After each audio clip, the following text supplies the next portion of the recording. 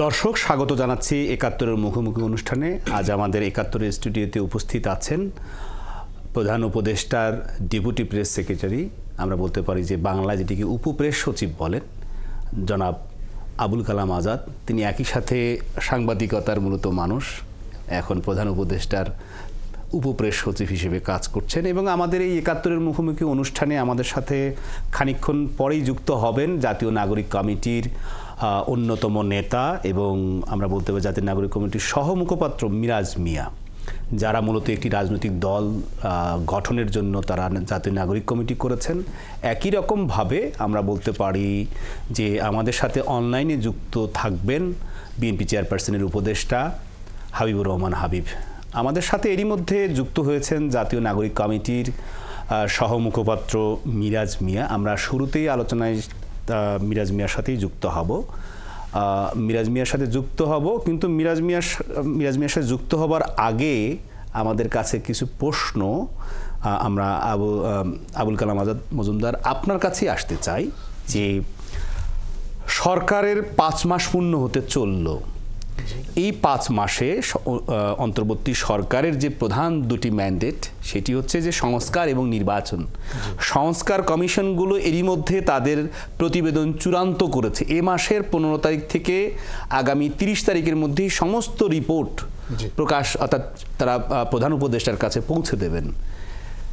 একই রকমভাবে নির্বাচনের একটি সম্ভাব্য সময় ঘোষণা করা হয়েছে, প্রধান উপদেষ্টা করেছেন যে এবছরের শেষ নাগাদ। এবং প্রধান উপদেষ্টার প্রেস সচিব আপনার সহকর্মী জনাব শফিকুল আলম, তিনি বলেছেন সেই নির্বাচন অবশ্যই 2026 সালের জুনের আগে। এরকম পরিস্থিতিতে হঠাৎ করে প্রোক্লেমেশন দেয়া, রাজনৈতিক দল গঠনের প্রক্রিয়া, এগুলোকে আপনারা কিভাবে দেখেন? সরকার কি এসবের সাথে জড়িত, এই যে রাজনৈতিক দল গঠন নতুন করে হচ্ছে? ধন্যবাদ আপনাকে। প্রথমত প্রোক্লামেশনের বিষয়টা তো সরকার আনুষ্ঠানিকভাবে ঘোষণা করেছে যে সরকার সবার সাথে কথা বলে এই প্রোক্লামেশনটা দেবে। সো অবশ্যই হ্যাঁ, এটার সাথে সরকার জড়িত। আর রাজনৈতিক দল গঠন তো যে কোনো নাগরিকের অধিকার।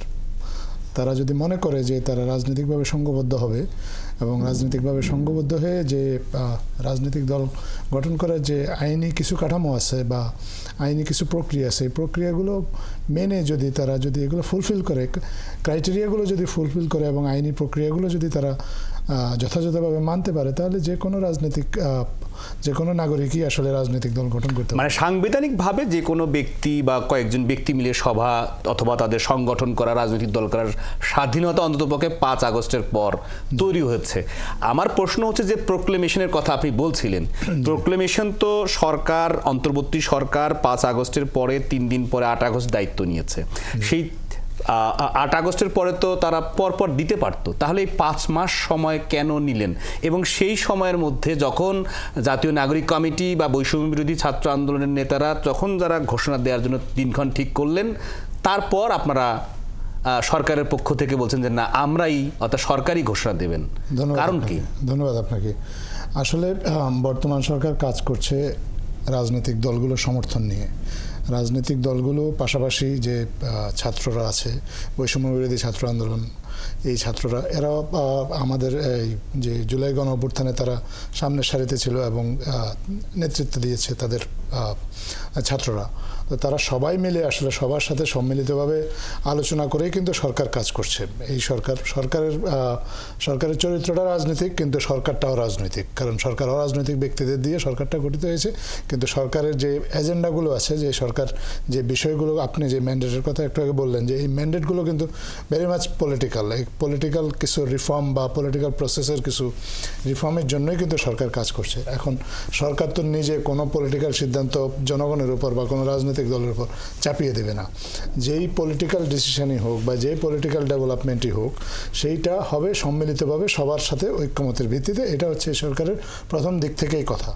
আমার প্রশ্ন ছিল যে প্রোক্লেমেশন যদি শুরুতেই, অর্থাৎ 5 আগস্টের পরে, 8 আগস্ট দায়িত্ব নেওয়ার পরে 10 আগস্ট হোক বা আগস্ট মাস জুড়ে তো একটা সময় পেয়েছে সরকার যে প্রোক্লেমেশন ঘোষণা দিতেই পারে। সেটি যে 1971 সালের মুক্তিযুদ্ধের শুরুর আগে যেমন হয়েছে, বিভিন্ন সময় বিভিন্ন ট্রানজ্যাকশন, বিভিন্ন পরিবর্তনের সময় সেটি ঘোষণা আসতেই পারে, সেই রেওয়াজ আছে। কিন্তু সেটি 5 মাস পরে কেন আপনি জানেন যে অগাস্ট মাসে বাংলাদেশে যে পরিস্থিতি ছিল এটা খুব একটা স্বাভাবিক পরিস্থিতি ছিল না।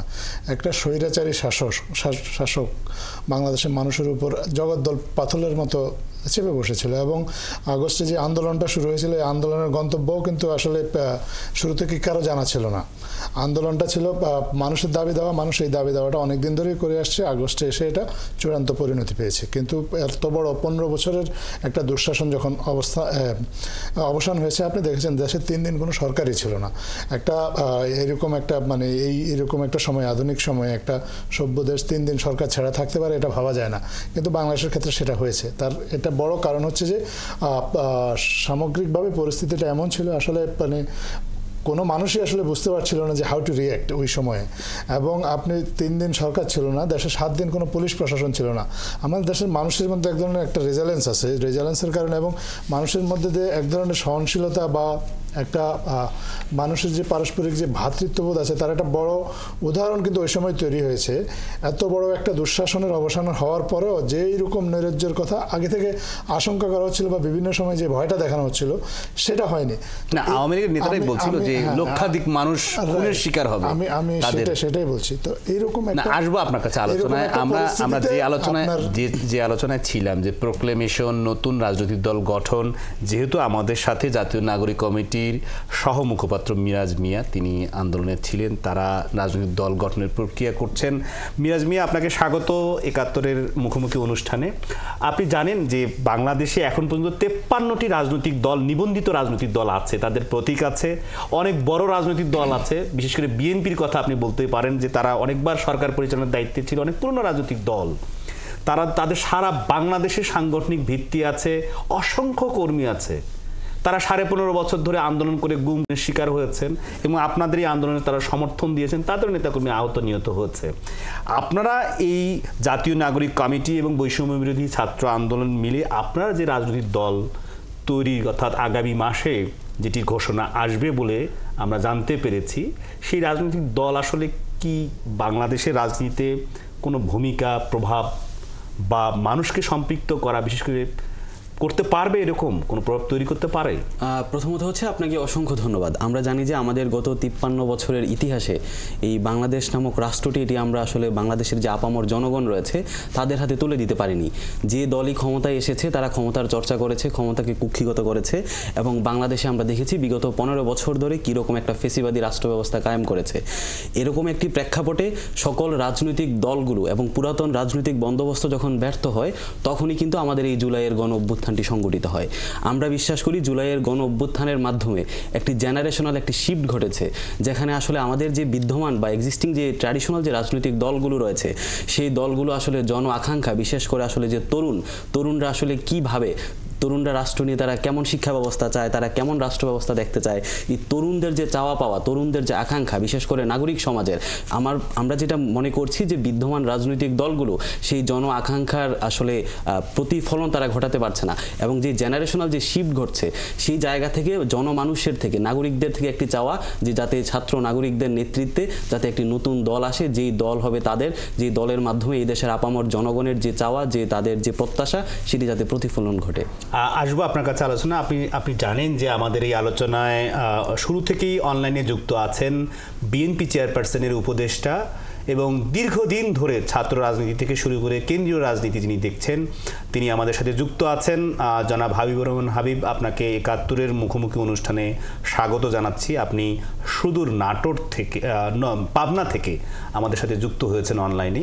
মূলত আপনার কাছে প্রশ্ন যে 1971 সালের স্বাধীনতা মুক্তিযুদ্ধের আগে একটি প্রোক্লেমেশন ঘোষণা করা হয়েছিল, এখন 2024 সালে এসে এই প্রোক্লেমেশন ঘোষণার কারণ কি?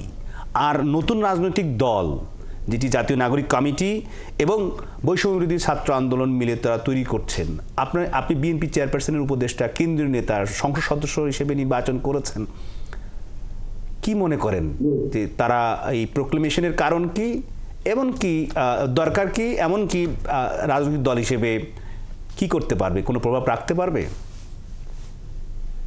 আপনাকে ধন্যবাদ।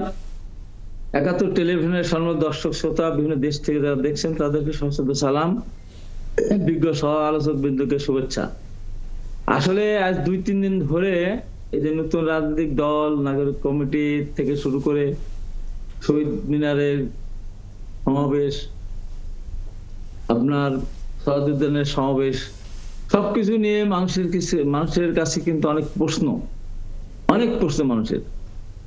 আমরা একটা স্বাধীন দেশ, 1971 সালে রক্তক্ষয়ী সংঘর্ষের মধ্যে 30 লক্ষ মানুষের জীবনদান, 2 লক্ষ মা-বোনের ইজ্জত সম্মানের বিনিময়ে আমরা দেশটা পেয়েছি। সেই দেশটা নিয়ে, সেই স্বাধীনতা নিয়ে, সেই সংগ্রাম ইতিহাসকে নিয়ে কি শুরু হয়েছে? কেউ সংবিধান ছুঁড়ে ফেলে দেয়, কেউ বলে যে 53 বছর রাজনৈতিক দলগুলো কিছুই করতে পারে নাই। এখন তারা কারা? 36 দিনে আন্দোলন করে কি তারা সবকিছু হয়ে গেছে, তাদের মালিক হয়ে গেছে?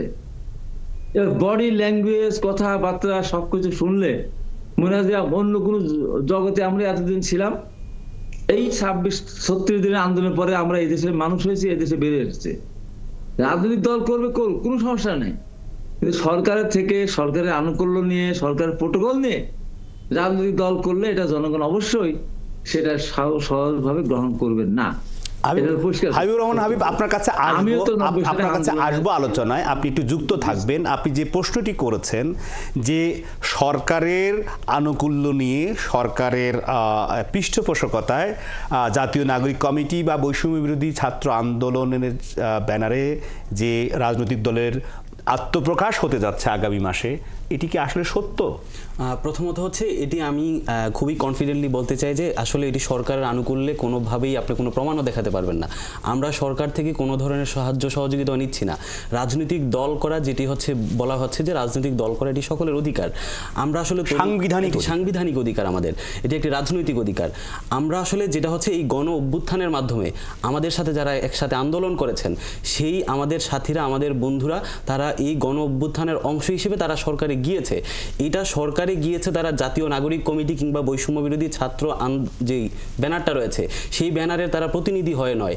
সরকারে যে 3 জন ছাত্র উপদেষ্টা আছে তারা জাতীয় নাগরিক কমিটির হয়ে যায়নি, তারা হচ্ছে বৈষম্য বিরোধী আন্দোলনের নেতা হিসেবে যায়নি, তারা গিয়েছে জুলাইয়ের যে গণ অভ্যুত্থানটা হয়েছে এই অভ্যুত্থানের একটা অংশীজন হিসেবে তারা সেখানে গিয়েছে। যে কারণে আমরা স্পষ্ট করে বলতে চাই যে জাতীয় নাগরিক কমিটি কিংবা বৈষম্য বিরোধী ছাত্র আন্দোলন নেতৃত্বে যে নতুন রাজনৈতিক দল আসবে, সেই দলের সাথে সরকারের কোনো পৃষ্ঠপোষকতা নেই, সেই দলের সাথে আসলে বর্তমান যে ইন্টারিম গভর্নমেন্ট রয়েছে তার কোনো সম্পর্ক নেই। কিন্তু সেই দলে, অর্থাৎ নতুন রাজনৈতিক দলে কোনো উপদেষ্টা, অর্থাৎ আমরা বলতে পারি যে যারা বৈষম্য বিরোধী আন্দোলন থেকে উপদেষ্টা হয়েছেন, আন্দোলন নেতৃত্ব দেয়া থেকে, তাদের কেউ আসতে পারেন বলে বিভিন্নভাবে আমরা জানতে পারি, বিভিন্ন আলোচনায় সেটি আসে, তাদের অনেকের নাম আসে। আপনার কাছে কি এরকম কোনো তথ্য আছে যে কয়েকজন উপদেষ্টা পদ ছেড়ে দিয়ে এই রাজনৈতিক দলে যুক্ত হওয়ার? দেখেন, রাজনৈতিক দলগুলো আসলে সকলের জন্য ওপেন থাকে, সেই প্ল্যাটফর্মটা ওপেন থাকে। আপনার যদি এটা সকল শ্রেণীর মানুষের জন্য উন্মুক্ত না, আমি উপদেষ্টার কথাতে বলছি যে উপদেষ্টাদের মধ্যে বিশেষ করে বৈষম্য বিরোধী আন্দোলনের নেতৃত্ব দেয়া কয়েকজন উপদেষ্টা, এরই মধ্যে বিভিন্নভাবে বিভিন্ন জায়গায় আলোচনা চলছে এরকম যে তারা উপদেষ্টার পদ থেকে সরে দাঁড়িয়ে তারা এই জাতীয় নাগরিক কমিটি বৈষম্য বিরোধীর যে ব্যানারে যে রাজনৈতিক দল আগামী মাসে ঘোষণা হবে সেটিতে তারা যোগ দেবেন। যে এটি একদম স্পষ্ট। দেখেন, মানে একজন সরকারে আছেন, তিনি যদি সরকার থেকে পদত্যাগ করে রাজনৈতিক দলে আসে, এটির মানে কিন্তু এই নয় যেটি সরকারের পৃষ্ঠপোষকতা হচ্ছে। ধরেন আপনি এখন 71 টেলিভিশনে আছেন কিনা, আসলেও আসছেন কি না, আসেনি, আমরা বলছি না আসবে কিনা। আপনি কি কোনো আপনারা তো প্ল্যাটফর্ম তৈরি করছেন, অর্থাৎ ভিত্তি তৈরি করছেন, সেই কমিটিতে, সেই নেতৃত্বে উপদেষ্টাদের মধ্য থেকে কেউ কি আসছেন? না, আমাদের মধ্য থেকে যারা সরকারে আছেন বা এরকম কেউ আসেনি। আমরা আসবেন কিনা আমরা বলছি যে রাজনৈতিক দল হওয়ার পর এই প্ল্যাটফর্মটি উন্মুক্ত থাকবে এবং জুলাই অভ্যুত্থানের যে আকাঙ্ক্ষা, শহীদদের যে আকাঙ্ক্ষা, সেই আকাঙ্ক্ষাকে ধারণ করে যিনি আমাদের দলে আসতে চান আমরা তাকে স্বাগত জানাবো। সে যদি সরকারের লোক হয়, তিনি যদি সরকার থেকে ইস্তফা দিয়ে আমাদের এখানে আসতে চান আমরা স্বাগত জানাবো। আপনিও যদি আমাদের দলে আসতে চান আমরা স্বাগত জানাবো। আমরা সেসব বিষয় নিয়ে, অর্থাৎ কে আসছেন সরকার থেকে, আসলে রাষ্ট্র কিংস পার্টি করছে কিনা, অন্তর্বর্তী সরকার পৃষ্ঠপোষকতা দিচ্ছে কিনা, এমনকি এই নতুন রাজনৈতিক দল যেটা আগামী মাসে আত্মপ্রকাশ ঘটবে সেটি আসলে জনগণের কাছে কতটুকু গ্রহণযোগ্যতা পাবে, আস্থা পাবে, সে বিষয় নিয়ে আমরা আলোচনায় ফিরব। দর্শক, আবার আমরা ফিরছি, বিরতিতে যাচ্ছি। বিরতির পর আমরা আবার আলোচনায় ফিরবো। ৭১ মুখোমুখিতে আমাদের সঙ্গেই থাকবেন।